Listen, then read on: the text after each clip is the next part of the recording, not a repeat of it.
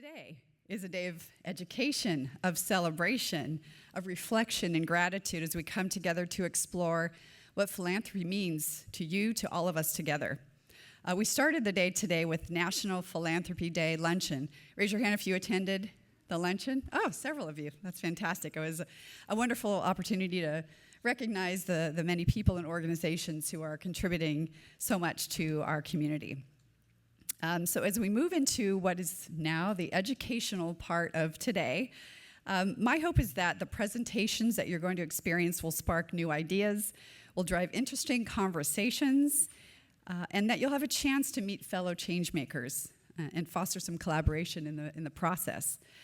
This evening, we will gather for the celebration of generosity with a chance to make a moment for ourselves, to not just pat ourselves on the back for a moment, but to think and stop for a minute and really celebrate all that we're doing together for our community.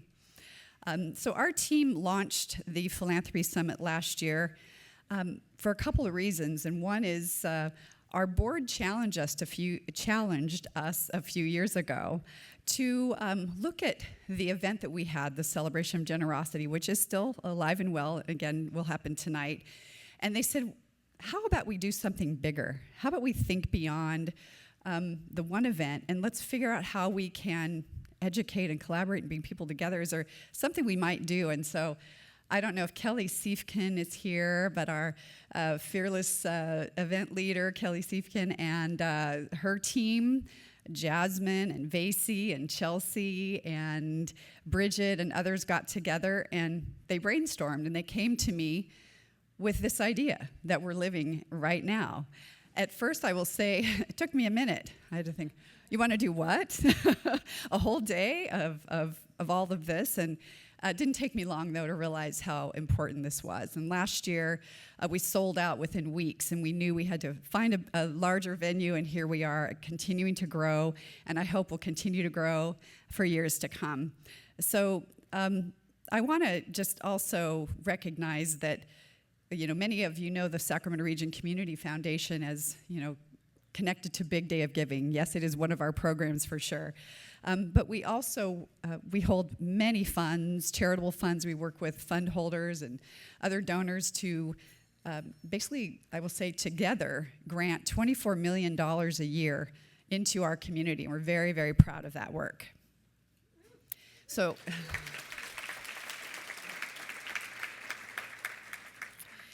So I just want to take a moment and also recognize that it's a tough time for nonprofits right now. Many of you in this room, I'm sure, have experienced some of the funding cuts that have taken place. And we take this very seriously at the foundation. We know that there are tax bills, there's uncertainty, there's all kinds of things that we don't really know how to handle in some cases. And so the foundation, we want to do something to address this. But first we needed to get some information, so we submitted to many of you in the room, there are about 800 nonprofits that we asked for some input. We heard back from about 150 nonprofits through a survey about how the funding cuts are affecting them, you, and what you felt were needed to really maybe address some of the issues. And so what we found is that the top four things that were important to those that responded were bridge funding, advocacy training, collaboration with other nonprofits, and the opportunity for shared services to, things like legal and finance and HR kinds of services. So I just want you to know that we are looking into this, and we are looking at ways through partnerships and collaborations of our own to address this. So you can go to our website, look for more information about this, about the survey results, and stay tuned for more. Before we go on too much further, I want to stop for a moment and thank our sponsors. So give me one moment as I get this clicker out. Well, hopefully everything will work. So first, what I'd like to do is recognize and give a big round of applause to our key sponsor, what we call our platinum sponsor, and that's River City Bank. Thank you very much.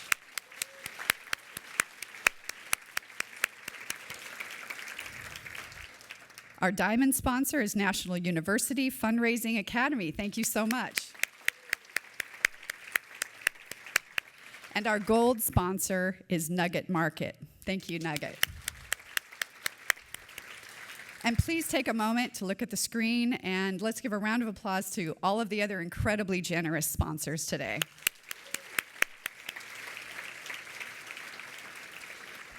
So joining us now on stage to do, it sounded like I did an official launch, didn't I? But the real official launch is going to come from our representative of River City Bank, Rebecca Fabish Miller, who is, again, our platinum sponsor. Please come to the stage.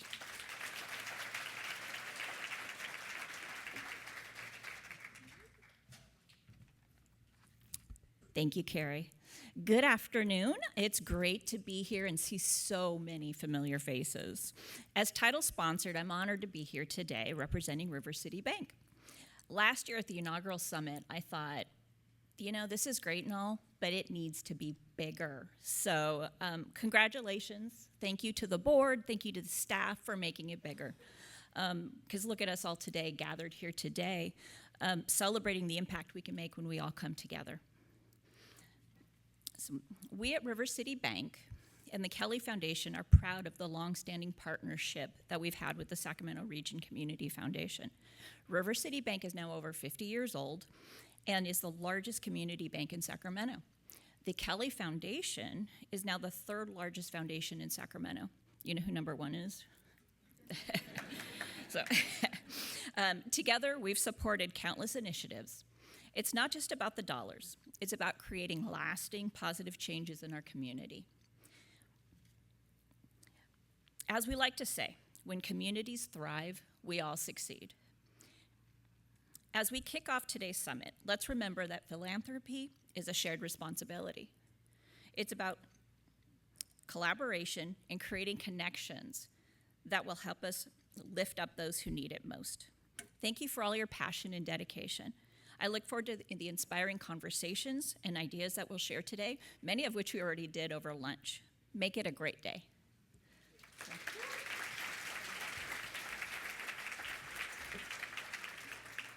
Thank you, Rebecca.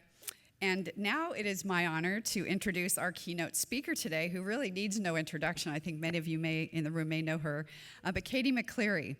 She's an award-winning author, speaker, and social entrepreneur who helps leaders and change makers build bridges across differences through vision, strategic storytelling, and listening intelligence. We can all learn a little something about listening, right?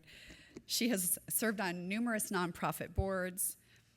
She's advised more than 150 mission-driven organizations on strategy, leadership, and impact. As a founder of 916 Inc., an award-winning literacy nonprofit, Katie has transformed thousands of youth into published authors who know the power of their voice. Her book, Bridge the Gap, has been featured in over 85 media outlets. Oh, including Inc., right? Inc. magazine, that's impressive. As the top 3 business books to read. Her 3 TEDx talks have garnered over 4 million views. She's equipped audiences in ways to communicate courageously and lead with humanity. Katie teaches in the Nonprofit Leadership Master's Program at Pacific University and currently serves as CEO of LQ Listening Intelligence, where she is creating a global movement to transform how we listen and how we connect. Join me in welcoming Katie McCleary.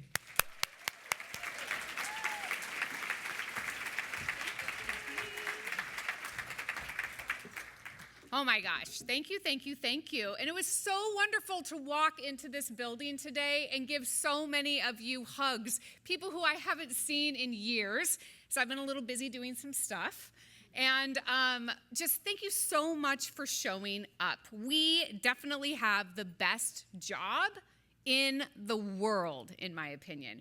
We as donors, as philanthropists, as change makers, as social entrepreneurs, as nonprofit executives, as artists and activists and techies, all of it, we get to live in purpose, and we get every day to move the needle forward on what really matters. And it's going to take all of us, especially in this time that we're in, where the environment, it's rapidly shifting and it's changing.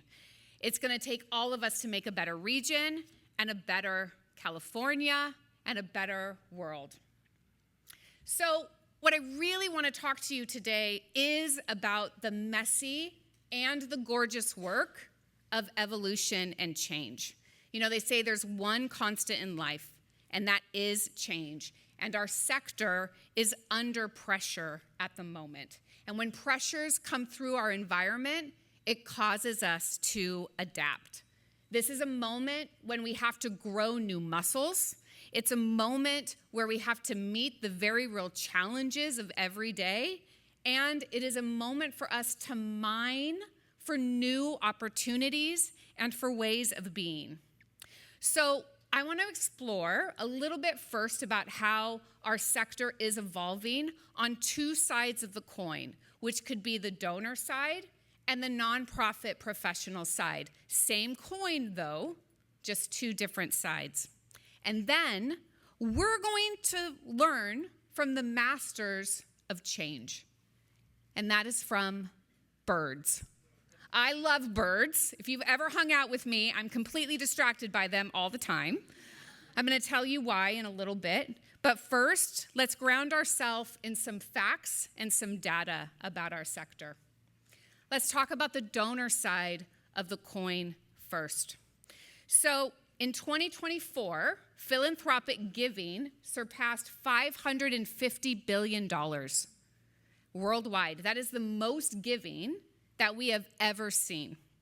Unfortunately, inflation sucks. We're barely ahead.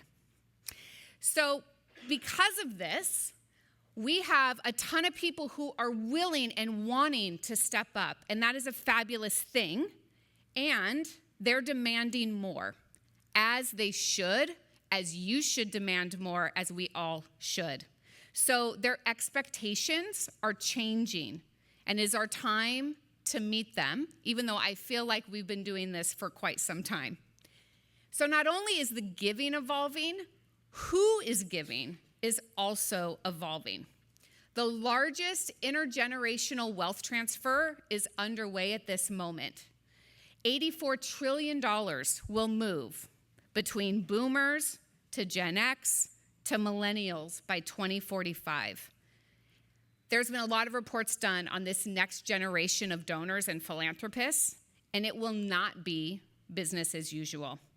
UBS reports that 90% of next-gen donors, they want to be more than just check writers or funders or attend your event. They want to be active partners. And I know we have a lot of active partners in this room already, and we really thank you. It's going to become apparent about why we all need to show up in shared leadership in a moment.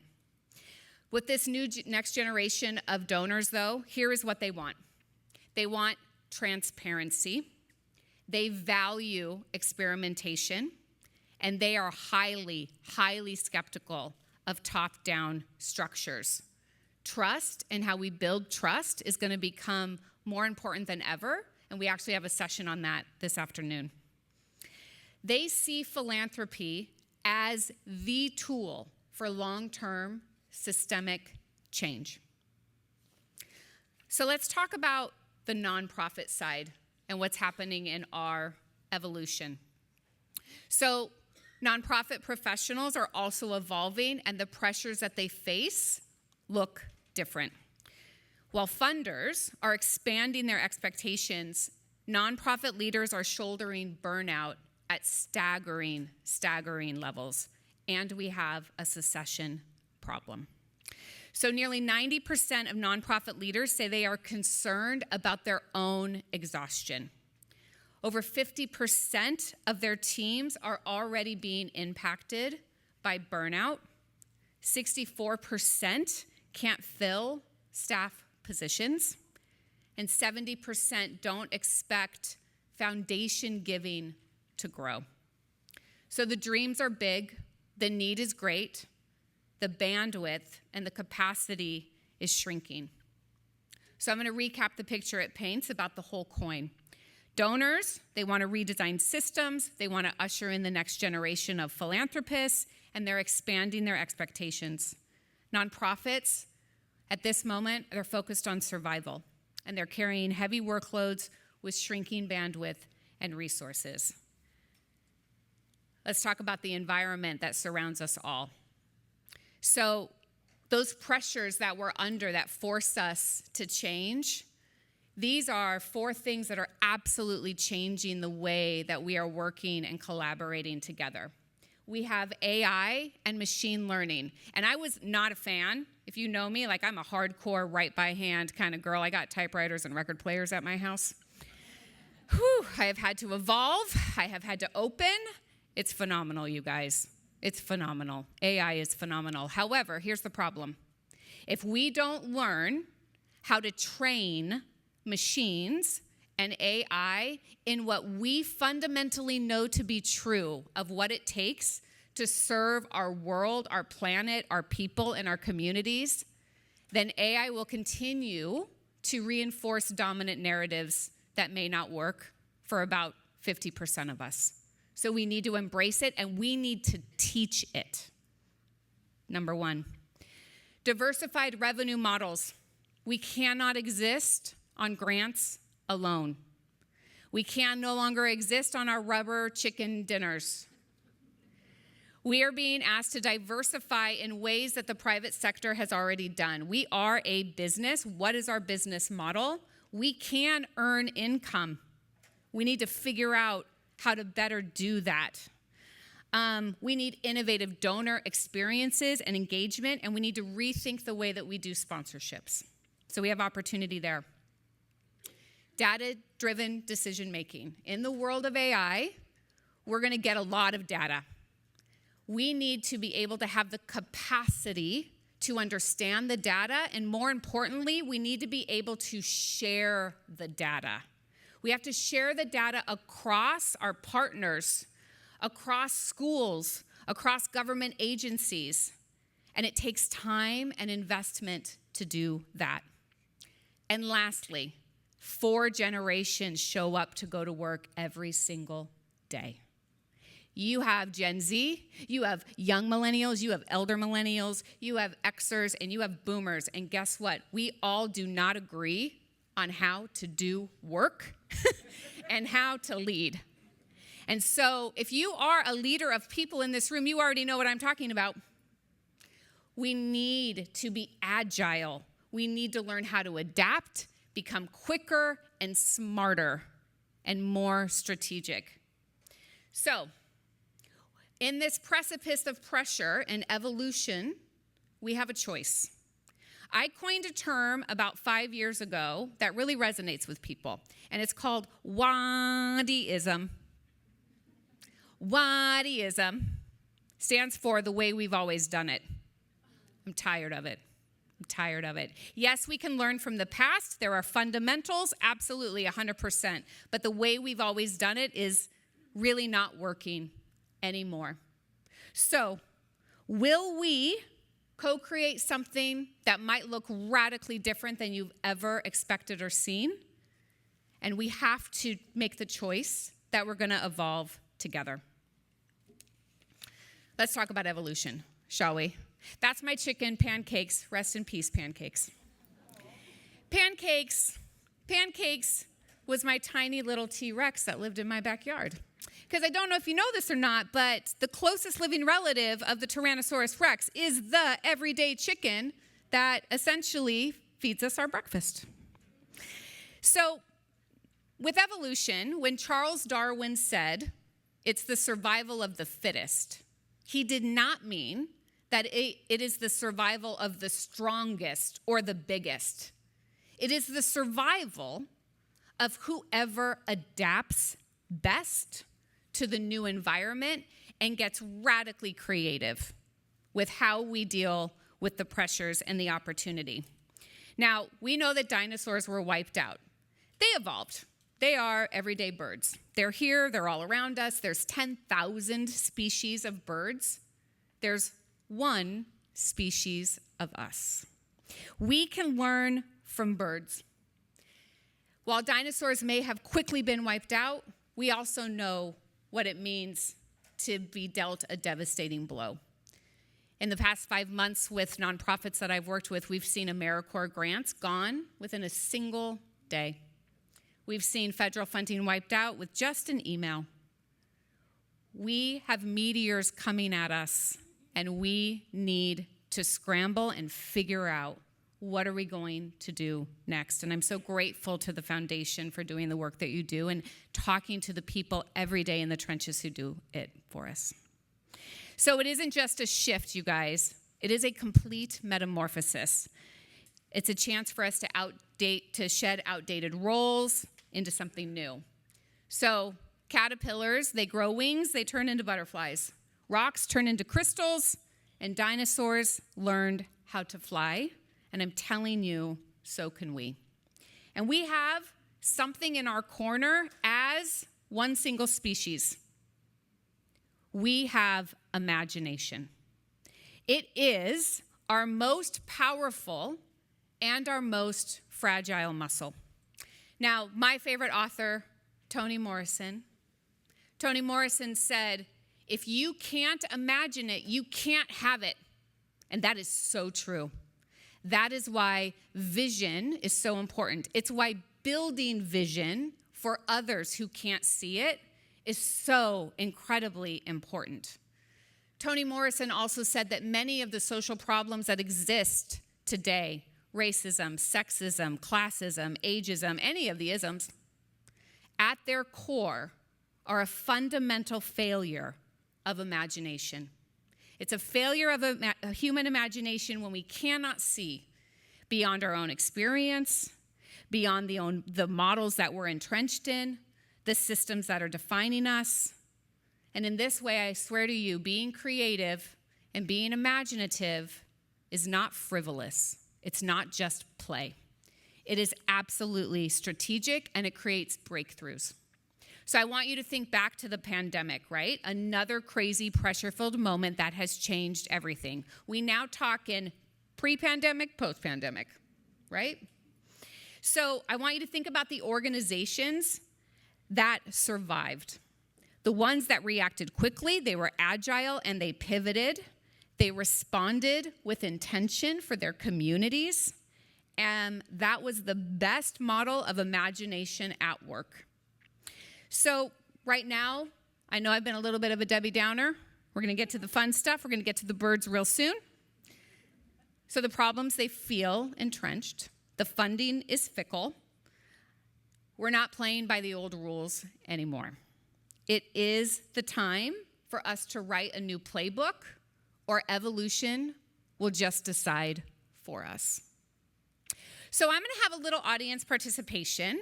But it means that when I honk at you, you have to come back to me.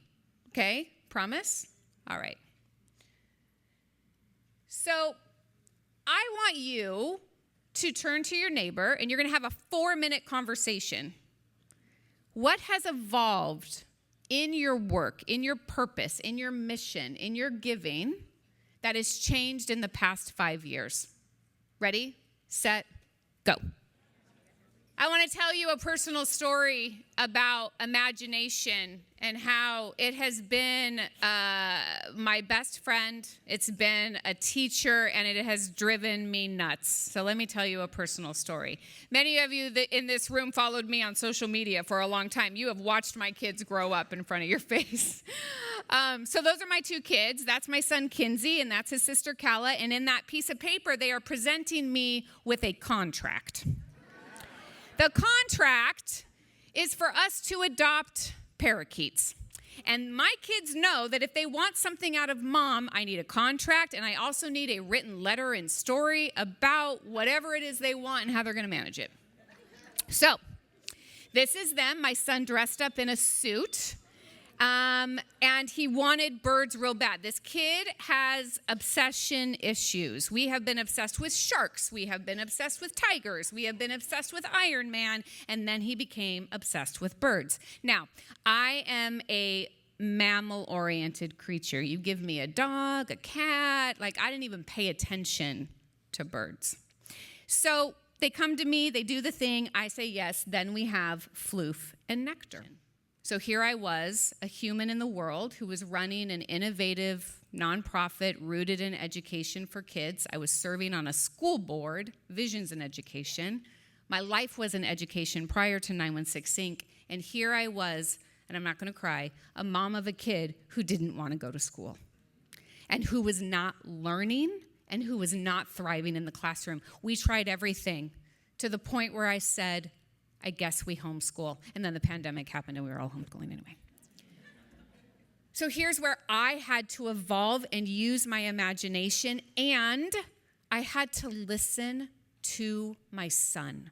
I had to listen to my son, and he wanted a bird.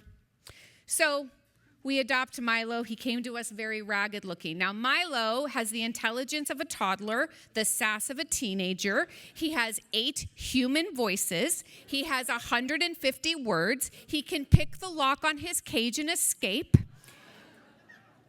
I have to make him a salad twice a day because that's what that bird eats. So I basically have a third child.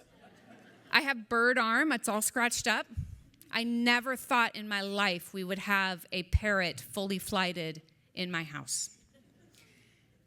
So Milo became our greatest teacher. Milo helped us do math, reading, science. In addition, we put Milo in a clear plastic backpack and we went to coffee shops and grocery stores. And guess what? When people came up to us to say, "What is that in your bag?" I didn't answer, and I forced my son to socialize because he hates speaking. Milo saved my son. That is the kind of thing I am talking about when I say I need you to have radical imagination. I need you to think differently about many, many, many things. He is today. That is Kinsey, about to go to prom. He goes to a school with other children. And he is a straight A student and aiming to get into UCLA and be a doctor.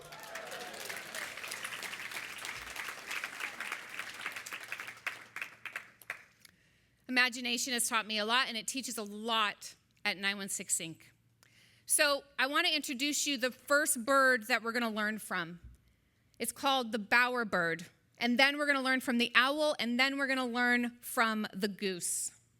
Let's talk about the bowerbird. In particular, we're going to talk about the black satin bowerbird from Australia. And see those sticks that he's standing in? That is called the bower. The bower is a little castle, a little home that he makes for himself to attract his perfect mate.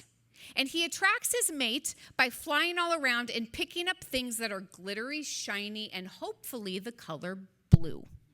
And creates a little trail to get the girl in the bower, and then they create their little birdie family. So here's what we need to learn from the bowerbird as change makers. There are apprentice bowerbirds, and there are master bowerbirds. I'm not making this up. This is #science, guys. And the master bowerbirds, they're busy. They're building all kinds of bowers. They got their stuff down. They're meeting the ladies. The apprentice bowerbirds, they hop around and they watch and they learn intently. They are looking for craft because the better well-made your bower is, the more likely it is that you will find your perfect mate. So here is the lesson.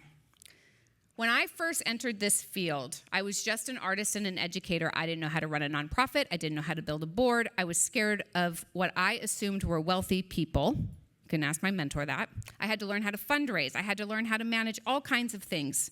And I did it in a community by watching the fundamentals.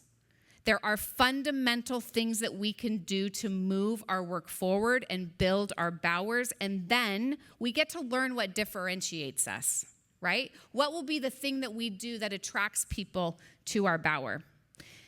So I am the founder of 916 Inc., and 916 Inc. was built by an enormous amount of people and many people in this room. And we were intent on being innovative and disrupting how we teach literacy to kids, and we were going to do it through imagination, creativity, shared storytelling, and writing. We weren't actually going to teach you how to read, and that at the time was mind-blowing. We now teach kids how to read. However, we built a bower called the Imaginarium in South Sacramento, and we did it with the help of many fund holders here in this room. I'm looking over here at Michael Smith as well. And it took all of us to do that. And it took us to be so imaginative and to think about placing the kid at the heart of that experience and listening to them. What did they need to do? And now we couldn't just go and create a crazy bower. That is not going to work. So we went and we have to learn from masters.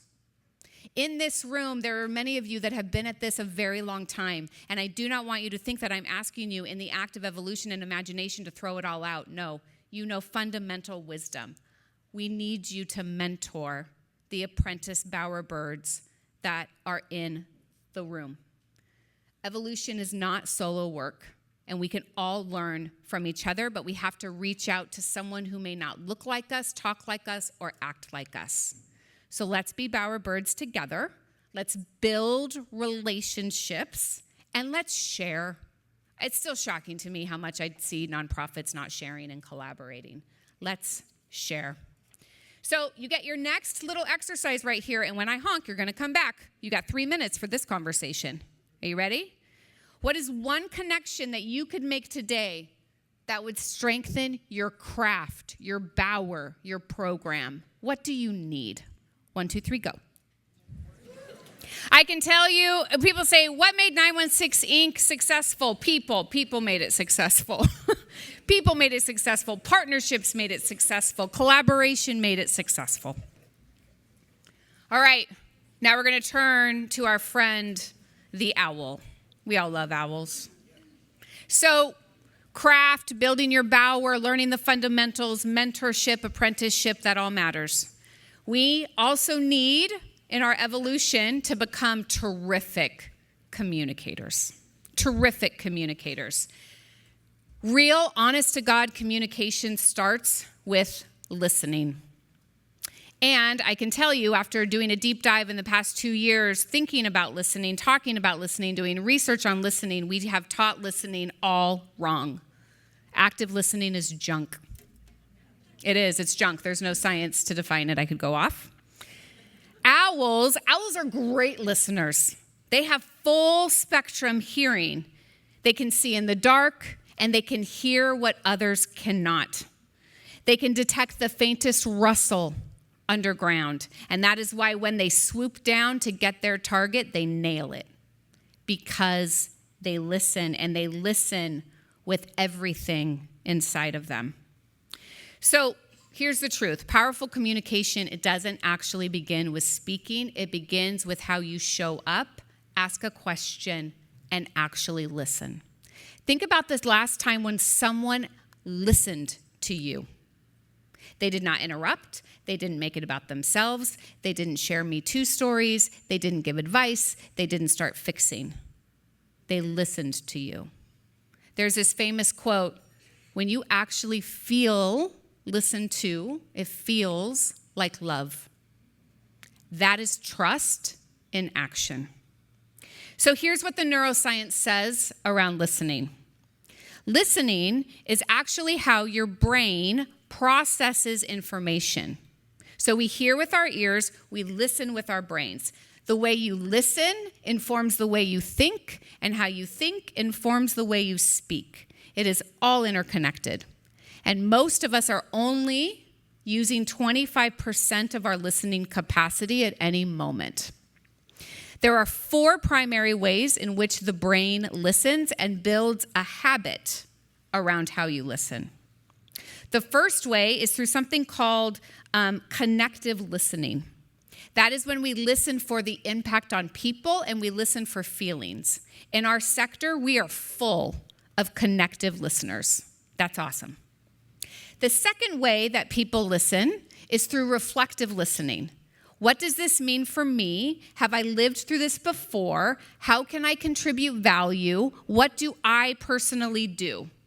They're not selfish people, but they're listening for how they can contribute. They're very reflective, and they're usually internal processors, and they struggle to keep up with the normal pace of a conversation in a room. We need to make time to stop in our meetings, in our strategic planning, for us to reflect and have pause and silence so that we can get at great solutions by simply listening more reflectively. Then we have our analytical listeners. They are often shunned. and we need them. Analytical listeners care about facts, data's truth, and proof. They are controlling for feelings, attitudes. They are the data people. They're here to ask questions, poke holes, and they often look skeptical.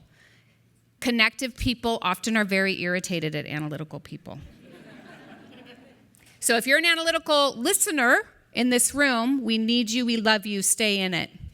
Keep poking holes at us, because what we know about analytical listeners is that they're actually solving problems in the present moment contextually for today. They will keep us on track. They're not just woodpeckering. The last way in which the brain listens is through concepts. Conceptual listeners, man, they love the future state, the what if. I got one more idea. Here's what I saw. You decide on something in a meeting, and they all of a sudden go, but wait, I have another idea. And you're like, oh my God. In our industry, we are full of conceptual and connective listeners. That means we are missing out on 50% of the conversation. We have to listen holistically, and it feels uncomfortable. We have to begin to ask better questions, and we have to be silent inside in order to really hear and chew on the information. If we begin to listen with the whole spectrum of our brain, we will get at better innovations and collaboration. Here's the other thing the owl knows. It knows when to give a hoot. Yes, you have to communicate. You have to speak. When you speak, a well-timed hoot is everything. And when you do speak, if you've been listening, people will pay more attention to what you have to say. So, this is not going to be a turn to your neighbor moment, but I really want you today, when you are in your sessions, I want you to gravitate to something that you don't know. I want you to listen differently than how you typically listen. So if you're someone that the numbers start coming at you and your brain goes, stop.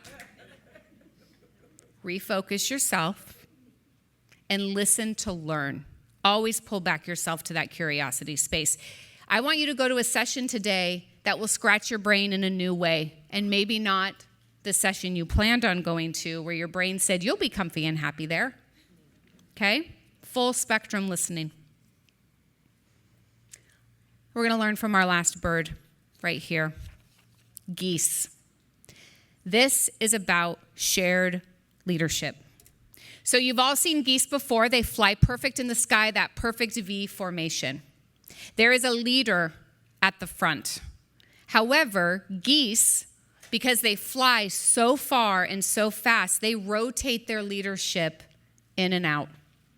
And when one goose starts to falter, get tired, might be a little bit injured, just might be a little bit, crazy or lazy, other geese will come and flank that goose in order to support them.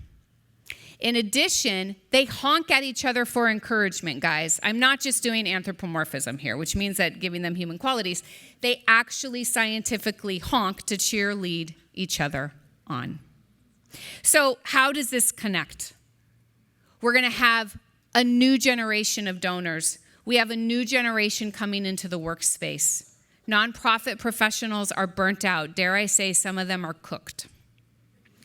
We have to rotate leadership, and it takes all of us. It takes our board, it takes volunteers, it takes our staff, it takes our leaders. We have to learn the art of delegation and take the time to mentor people to learn new leadership skills so that when you get hit by that metaphorical bus we talk about all the time, somebody can step in your place. Nobody owns a nonprofit. This actually drives me nuts when I go out and talk to people. They say, my nonprofit, and then I start to delineate. Is it my nonprofit because you're proud to be a part of it? Or are you saying it's my nonprofit because you founded it or you run it? Nobody owns a nonprofit. The public and the donors and the people in it own the nonprofit. We are all in it together. And so we have to be able to share the lift We have to be able to let go and begin to give people leadership responsibilities. Because when everybody's on the same page and we're rowing in that same direction and we're flying the sky, stuff is going to happen, and we need people to rotate in and out. So, if you're a control freak, it's time to give it up. Be like the master bowerbird and teach someone. Take the time and have patience. It is a circle of care and responsibilities.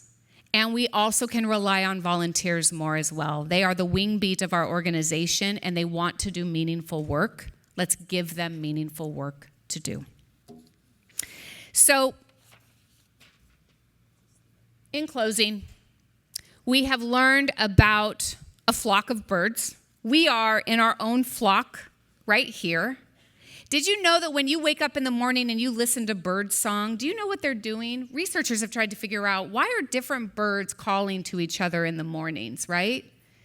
They have concluded, or they suspect, that they're checking in on each other. How did the night go for you? Are you still here? Are you okay? Where did you find a worm? What's going on? You are part of a shared flock. And so all of us in it together need to make it happen. I'll remind you that the bowerbird helps us tend to our craft, to learn from others, and if we are master bowerbirds, become a mentor. The owl reminds us to listen with the full spectrum of our brain and wisdom, even when it's uncomfortable, so that we can meet our targets, and to give that well-timed hoot when it matters, dare I say on the big day of giving. That's time for a lot of hooting. And then geese, they share the leadership position. They rotate back, they take care of the flock, they honk for encouragement. And underneath it all is our humanity. That is our imagination. We have to build vision. We have to think and strategize farther and longer. And we can absolutely do it. So like Toni Morrison said, if you can't imagine it, you can't have it. So I ask you, what do you want? Are you clear about what you want? Do you know how to get there? And you cannot do it alone. Ask for people, build vision, belong to stuff, collaborate, share data. We're going to evolve, and we're going to do it together. Let's make sure we do it well. Thank you.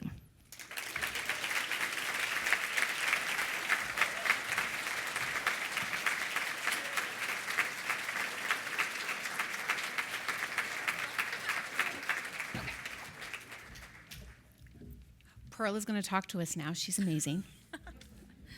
Thanks, Katie. Hi, everyone. I'm so grateful to be here among this community of change makers. It's such a unique community, as you both have mentioned, where it's not just fundraisers, it's not just philanthropists, it's this incredible group of folks who care about the community and collectively are working to change it and improve it. I'm Pearl Hoagland. I'm the Director of Fundraising Academy at National University.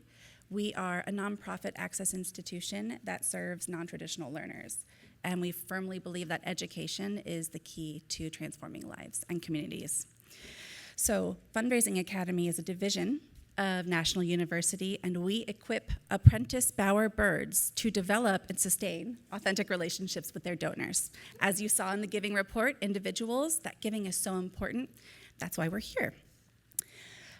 So again, honored to be here amongst all this group of generous supporters, River City Bank, and our other partners to help support accessibility.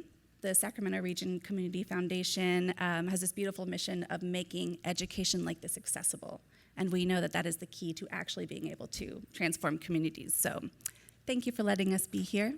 Please come to our session later, taught by Muhi Khwaja on stewardship. We'd love to teach you and learn from you. And please come introduce yourself to me. I'd love to get to know you. Thank you.